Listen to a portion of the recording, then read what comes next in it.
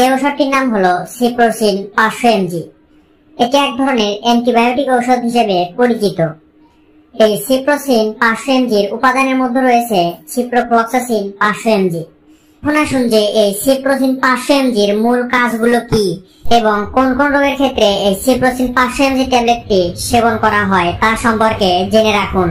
এই ঔষধের কাজ বলতে গেলে আমাদের মূত্রনালী বা মূত্রথলির বিভিন্ন ধরনের সংক্রমণ রোধে এই ঔষধটি ব্যবহার করা হয়।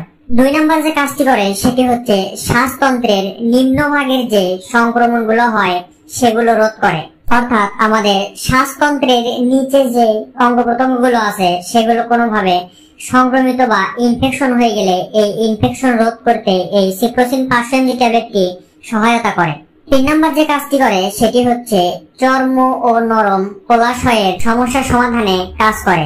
অর্থাৎ আমাদের শরীরে যে চর্ম রোগগুলো হয়, যেমন বিভিন্ন ধরনের দাউদ দেখা যায়, চুলকানি দেখা যায়, এবং কোলাশয় বলতে আমাদের শরীরের বিভিন্ন ধরনের যে টিস্যু বা কোষগুলো আছে এইগুলোর যে সংক্রমণ হয় বা ইনফেকশন হয়, এই ইনফেকশন দূর করতে এই সিপ্রোসিন বা সিপ্রোফ্লক্সাসিন জাতীয় ঔষধ খুব ভালো ভূমিকা পালন করে।